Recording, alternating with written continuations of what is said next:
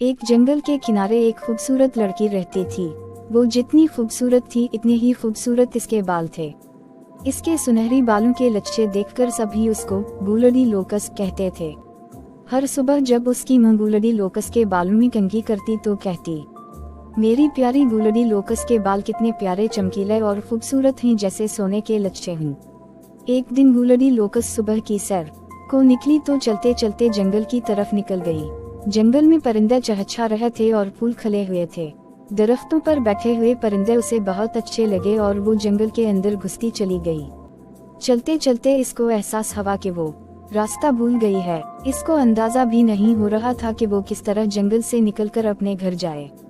वो इधर उधर नजरें दौड़ा रही थी कि इसने दरख्तों की तरफ उठते हुए देखा।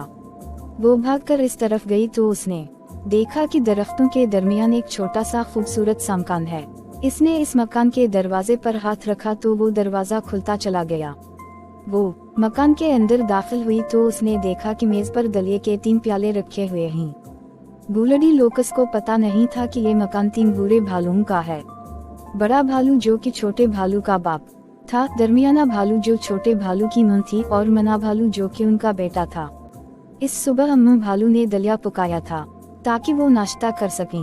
मगर जब अबा भालू ने दलिया चखा तो कहा, ये दलिया तो बहुत गर्म है, इससे मेरी जबान ही जल गई। चलो इसके ठंडा होने तक सुबह की सैर कराएं। जब गूलड़ी लोकस ने दरवाजा खटखटाया तो कोई जवाब नहीं आया, क्योंकि तीनों भालू सैर को गए थे। गूलड़ी लोकस जब घर में दाखिल हुई तो सिर्फ आतिशदान में आग जल रही थी और लकड़ी चटकने की आवाज आ रही थी। उसने चारों तरफ देखा तो मेज पर 3 प्याले रखे हुए थे। एक बड़ा प्याला, दूसरा दरमियाना प्याला और तीसरा प्याला बहुत ही छोटा सा था। इनमें दलिया था और दलिया की खुशबू चारों तरफ फैली हुई थी। दलिये को देखते ही गूलड़ी लोकस की भूख चमक उठी और उसने चमचा उठाया और बड़े प्याले को दलिये को चखा। ये तो बहुत गर्म है। इसने दरमियानी प्याले का दलिया चखा तो ये बहुत ठंडा था। छोटे प्याले का दलिया ना ज्यादा गर्म था ना ज्यादा ठंडा। इसने वही दलिया खाना शुरू किया और सारा दलिया खा गई। मेज के गर्द 3 कुर्सियां रखी हुई थीं। बड़ी कुर्सी बहुत ऊंची थी, दरमियानी कुर्सी बहुत नरम थी। छोटी कुर्सी में जो बैठी तो उसे ठीक लगी। वो इस पर बैठकर झूलने लगी। झूलते झूलती आखिर कुर्सी टूट गई और गूलड़ी लोकस जोर से जमीन पर गिर गई। फिर वो दूसरे कमरे में गई तो वहाँ भी 3 बिस्तर बिछे हुए थे। बड़ा बिस्तर बहुत सख्त था, दरमियाना बिस्तर बहुत नरम था और छोटा बिस्तर बहुत नरम व मुलायम था। गूलड़ी लोकस बहुत ही थक गई थी, इसलिए वो छोटे बिस्तर पर लेट गई और लगते ही उसे नींद आ गई। अब इन भालू की सुनिए। जब ये तीनों भालू सुबह की सैर करके वापस आ रहे थे तो अपने साथ लकड़ियां भी जुमा करके लाए थे। अबा भालू ने बड़ा बंडल बनाया, अम्मा भालू ने दरमियाना गुठा बनाया और मना भालू ने सबसे छोटा गुठा बनाया। जब ये तीनों अपने मकान के दरवाजे पर आए तो वो ये देखकर हैरान रह गए कि दरवाजा खिला हुआ है। जबकि वो अंदर आए तो इन्होंने देखा कि दलिये को किसी ने छेड़ा है। अब्बा भालू ने कहा, मेरा दलिया किसने चखा? अम्मा भालू ने कहा, और मेरा दलिया किस ने चखा? मना भालू बोला, मेरा दलिया किसने खाया और खाकर खत्म कर दिया।